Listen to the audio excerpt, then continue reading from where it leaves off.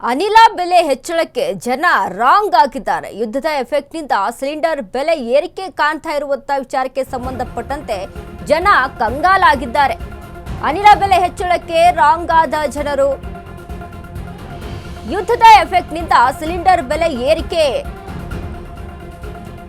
ರಾಜಧಾನಿ ಜನರು ಏನಂದ್ರು ಗೊತ್ತಾ? ಈ ವಿಚಾರಕ್ಕೆ ಸಂಬಂಧಪಟ್ಟಂತೆ ದರ ಏರಿಕೆಗೆ ಹೋಟೆಲ್ ಮಾಲೀಕರು ಆಕ್ರೋಶವನ್ನ ವ್ಯಕ್ತಪಡಿಸಿದ್ರು.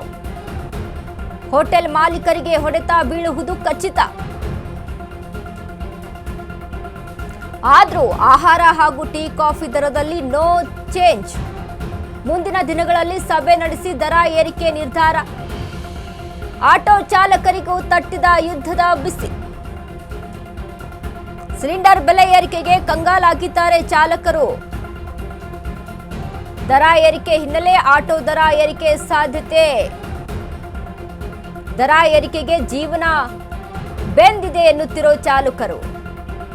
ಹೀಗೆ ಮುಂದುವರೆದ್ರೆ ಆಟೋ ದರ ಏರಿಕೆ ಮಾಡ್ತೇವೆ ಅಂತ ಹೇಳ್ತಾರೆ. ಇಲ್ಲದಿದ್ರೆ ನಮಗೂ ಸಮಸ್ಯೆ ಆಗುತ್ತೆ ಎಂದ ಆಟೋ ಚಾಲಕರು. ಇರಾನ್ ಮತ್ತು ಇಸ್ರೇಲ್ ಯುದ್ಧದ ಎಫೆಕ್ಟ್ ಸದ್ಯಕ್ಕೆ ಜನಸಾಮಾನ್ಯರ ಮೇಲೆ ಹೊರೆಯನ್ನ ತಂದು ಒಡ್ತಾ ಇರುವಂತಹದ್ದು ಈಗಷ್ಟೇ ಬಂದಿರುವಂತಹ ಮಾಹಿತಿ. ಇನ್ನೇನು ಸಿಲಿಂಡರ್ ಬೆಲೆಯೂ ಸಹ ಏರಿಕೆ ಆಗಿರುವಂತಹದ್ದು. ಮೊನ್ನೆ ನಾವೆಲ್ಲ ಕೇಳ್ಪಟ್ವಿ ಡೀಸೆಲ್ ಮತ್ತು ಪೆಟ್ರೋಲ್ ದರ ಏರಿಕೆ ಆಗುತ್ತೆ ಅನ್ನುವಂತಹದ್ದು. ಈಗ ಸದ್ಯಕ್ಕೆ ಸಂಪೂರ್ಣವಾಗಿ ಸಿಲಿಂಡರ್ ದರವನ್ನ ಏರಿಕೆ ಆಗಿದೆ. ಏನು ಎಷ್ಟಕ್ಕಾಗಿದೆ ಮತ್ತೆ ಅದರಿಂದ ಏನೆಲ್ಲ ಸಮಸ್ಯೆಗಳಾಗುತ್ತೆ, ಈ ಹೋಟೆಲ್ಗೆ ಮತ್ತೆ ಹೋಟೆಲ್ ಇರುವಂತವ್ರಿಗೆ ಏನೆಲ್ಲ ಸಮಸ್ಯೆ ಆಗಿದೆ, ಎಲ್ಲದರ ಕುರಿತು ಮಾತನಾಡೋದಕ್ಕೆ ನನ್ನೊಟ್ಟಿಗಿದ್ದಾರೆ ಹೋಟೆಲ್ ಅಸೋಸಿಯೇಷನ್ ಕಾರ್ಯದರ್ಶಿಗಳಾಗಿರುವಂತಹ ವೀರನ್ನ ನಾನು ಮಾತಾಡ್ಸ್ತಾ ಹೋಗ್ತೀನಿ. ಸರ್ ನಮಸ್ತೆ. ನಮಸ್ಕಾರ. ಹಾಗಾಗಿ ಸಿಲಿಂಡರ್ ಸಪ್ಲೈ ಕೂಡ ತೊಂದರೆ ಆಗ್ಬೋದು ಮುಂದಿನ ದಿನಗಳಲ್ಲಿ ಅಂತ ಹೇಳ್ತಾ ಇದ್ದಾರೆ. ಇದನ್ನು ನಾವು ತಾತ್ಕಾಲಿಕ ಅಂತ ತಿಳ್ಕೊಂಡು ಸದ್ಯದಲ್ಲಿ ಯಾವುದೇ ಬೆಲೆ ಏರಿಕೆಯನ್ನು ನಾವು ಹೋಟ್ಲಲ್ಲಿ ಮಾಡಲ್ಲ. ಯಾಕಂದರೆ ನಮ್ಮ ಗ್ರಾಹಕರಿಗೆ ಇದರ ಹೊರೆ ಬೀಳಬಾರ್ದು ಅಂತ ಉದ್ದೇಶದಲ್ಲಿ ನಾವು ಅದನ್ನು ನಿರ್ಧಾರ ತಗೊಂಡಿದ್ದೀವಿ. ಆದರೆ ಇದ್ರ ಜೊತೆಗೆ ರಾಜ್ಯ ಸರ್ಕಾರವು ಮೊನ್ನೆ ವಿದ್ಯುತ್ ಶಕ್ತಿ ದರನೂ ಜಾಸ್ತಿ ಮಾಡಿದೆ. ನೀರಿನ ದರ ಜಾಸ್ತಿ ಆಗುತ್ತೆ. ಇದೆಲ್ಲ ಜಾಸ್ತಿ ಆದಾಗ ಇದು ತಾತ್ಕಾಲಿಕ ನಿಲ್ಲಿಲ್ಲದ್ರೆ ಗ್ಯಾಸಿನ ಬೆಲೆ ಮುಂದೆ ನಾವು ಒಂದೊಂದು ವಾರ 10 ದಿವಸದಲ್ಲಿ ಸಭೆಯನ್ನು ಕರೆದು ಬೆಲೆ ಏರಿಕೆ ಬಗ್ಗೆ ನಿರ್ಧಾರನ ತಗೊತೀವಿ. ಸರ್, ಈಗ ಹೇಳಿದ್ರೆ ಏಪ್ರಿಲ್ ನಂತರದಲ್ಲಿ ಖಂಡಿತವಾಗಿಯೂ ವಿದ್ಯುತ್ ದರವನ್ನ ಏರಿಕೆ ಮಾಡ್ತೀವಿ ಅಂತ ಸರ್ಕಾರ ಹೇಳಿದೆ. ತಾವು ಸಹ ಈಗ ಚರ್ಚೆ ಮಾಡಿ ನಿರ್ಧಾರ ತಗೊಳ್ತೀನಿ ಅಂತ ಹೇಳಿದ್ರೆ, ಒಂದು ವೇಳೆ ಈಗ ತಗೊಳ್ಳೋದೇ ಆದ್ರೆ ನಿರ್ಧಾರವನ್ನ ನೀವು ಎಷ್ಟು ಪರ್ಸೆಂಟ್, ಈಗ ಟೀ ಕಾಫಿ ಒಂದೊಂದ್ ಕಡೆ 15 ರೂಪಾಯಿ ಇದೆ ಈಗ, ಸೊ ಇಂತಿಷ್ಟು ಪರ್ಸೆಂಟ್ ಅಂತ ಏನಾದ್ರೂ ಹಾಕುವಂತ ಚಾನ್ಸಸ್ ಇದೆಯಾ, ಹೇಗೆ ಸರ್? ಅದೇ ನಾನು ಹೇಳಿದ್ನಲ್ಲ, ಈ ವಿದ್ಯುತ್ ಶಕ್ತಿ ದರ ಕಳೆದ ವರ್ಷ ಏಪ್ರಿಲ್ 25ರಿಂದ ಆ ಮೊತ್ತವನ್ನು ಅವರು ತಗೊಳ್ತೀನಿ ಅಂತ ಹೇಳಿದ್ದಾರೆ ಸರ್ಕಾರ. ಅಂದರೆ 1 ವರ್ಷ ಹಳೆ ಬಾಕಿ ಏನಿದೆ ಅದನ್ನು ಕೂಡ ನಾವು ಈ ಸಲ ಬಿಲ್ಲಲ್ಲಿ ಸೇರಿಸಿ ತಗೊತೀವಿ ಅಂತ ಹೇಳಿದ್ದಾರೆ. ಅದು ಇನ್ನೂ ಯಾವ ಥರ ಅಂತ ಸ್ಪಷ್ಟೀಕರಣ ಕೊಟ್ಟಿಲ್ಲ. ಈ ದರ ಏರಿಕೆ ನಮ್ಮ ಮೆಂಬರ್ಸು ಅಂದರೆ ಹೋಟೆಲ್ ಸಂಘದ ಸದಸ್ಯರಿಗೆ ಅವ್ರಿಗೆ ಬಿಟ್ಟಿದ್ದು. ಯಾರೂ ಕೂಡ ಇಷ್ಟ ಬಂದಂಗೆ ತುಂಬ ಜಾಸ್ತಿ ಮಾಡಲ್ಲ.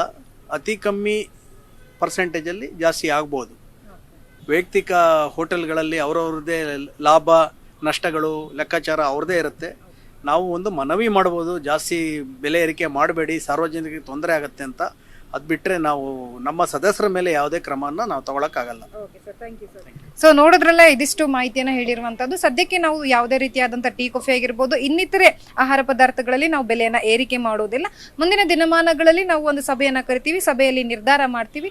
ತದನಂತರದಲ್ಲಿ ನಾವು ಇದೇ ರೀತಿಯಾಗಿ ಸಿಲಿಂಡರ್ ಸಮಸ್ಯೆ ಆದಾಗ ಏರಿಕೆಯನ್ನ ಮಾಡ್ತೀವಿ ಅನ್ನುವಂತ ಮಾಹಿತಿಯನ್ನ ನೀಡಿರುವಂತದ್ದು. ಕ್ಯಾಮ್ರಾ ಪರ್ಸನ್ ವಿಶ್ವನಾಥ್ ಜೊತೆ ಲಕ್ಷ್ಮಿ ಬಾಗಲಕೋಟೆ, ಅಶೋಕನಿ, ಬೆಂಗಳೂರು. ಜಾಸ್ತಿ ಆದ ಮೇಲೆ ಕಷ್ಟ ಬೀಳ್ಬೇಕಲ್ಲ, ಅದಕ್ಕೆ ನಮಗೂ ವರ್ಕೌಟ್ ಆಗಬೇಕಂದ್ರೆ ನಾವು ರೇಟ್ ಜಾಸ್ತಿ ಮಾಡಲೇಬೇಕು. ರೇಟ್ ಜಾಸ್ತಿ ಮಾಡಿಲ್ಲ ಅಂದರೆ ನಮಗೆ ಬದುಕೋಕ್ಕೆ ಆಗಲ್ಲ. ಯಾಕಂದರೆ ಇವಾಗ ನಾವು ಗಾಡಿಗಳು ಓಡಿಸಿ ನಾವು ಈ ಥರ ಮಾಡಿದ್ರೆ, ಇವಾಗ ಗ್ಯಾಸ್ ರೇಟ್ ಜಾಸ್ತಿ ಇದ್ದರೆ ಅದರೊಳಗೆ ನಮಗೆ ವರ್ಕೌಟ್ ಆಗಲ್ಲ. ಅದರೊಳಗೆ ನಾವು ಏನು ಮಾಡಬೇಕಾಗಂದ್ರೆ ಅದಕ್ಕೆ ಹೆಚ್ಚಿಸಬೇಕು. ಅದಕ್ಕೆ ನಾವು ಇವಾಗ ಮೀಟ್ರ್ ಮೇಲೆ ಒಂದು 10 ರೂಪಾಯಿ 20 ರೂಪಾಯಿ ಎಕ್ಸ್ಟ್ರಾ ಕೇಳಿದ್ರು ಕಸ್ಟಮರು ಏನು ಮಾಡ್ತಾನೆ, ಯಾಕೆ ಕೊಡಬೇಕು, ಏನಕ್ಕೆ ಕೊಡಬೇಕು ಅಂತ ಪ್ರಶ್ನೆಗಳು ಮಾಡ್ತಾರೆ. ಅದಕ್ಕೆ ನಾವು ಏನು ಮಾಡೋಕ್ಕಾಗಲ್ಲ. ಅದಕ್ಕೆ ನಾವು ಎಕ್ಸ್ಟ್ರಾ ಮಾಡೋಕ್ಕೆ ನಾವು ಡಿಮ್ಯಾಂಡ್ ಮಾಡ್ತೀವಿ ಗೌರ್ಮೆಂಟ್ಗೆ. ಆ ಥರ ಗೌರ್ಮೆಂಟ್ ಏನಾದರೂ ನಮ್ಮ ಮಾತು ಕೇಳಿದ್ರೆ ಏನಾದರೂ ಸಹಾಯ ಆಗುತ್ತೆ. ಅದೇ ಸರ್, ಅವ್ರು ಕಾಂಪ್ರಮೈಸ್ ಮಾಡಬೇಕು. ಇವರೆಲ್ಲ ಇದು ಮಾಡಿಕೊಂಡು ಏನು ಇದು ಮಾಡಬೇಕು ಸರ್. ಎಲ್ಲ ಇವ್ರು ಇದು ಮಾಡ್ತಾ ಇಲ್ಲ, ಹಂಗೆ ಸುಮ್ಮನೆ ನಾವು ಕಿತ್ಲಾಡ್ಕೊಂಡು ದೇಶ ಹಾಳು ಮಾಡ್ತಾ ಇರೋದು ಇವರೆಲ್ಲ. ಪಾಲಿಟಿಷಿಯನ್ ಅವರು ಜಗಳ ಮಾಡಿಬಿಟ್ಟು ಬಡವ್ರ ಮೇಲೆ ಕಲ್ಲಾಗ್ತಾ ಇರೋದು. ಮಿಡ್ಲ್ ಕ್ಲಾಸ್ ಫ್ಯಾಮಿಲಿಗೆ ತುಂಬಾ ಎಫೆಕ್ಟ್ ಸರ್. ಬಡವರು ಇವಾಗ ನೋಡಿ, ಇವರು 3 ಮಕ್ಕಳು, ಇವ್ರಿಗೆ ದುಡ್ಡು ತಿನ್ನೋರು ಇವರೆಲ್ಲ.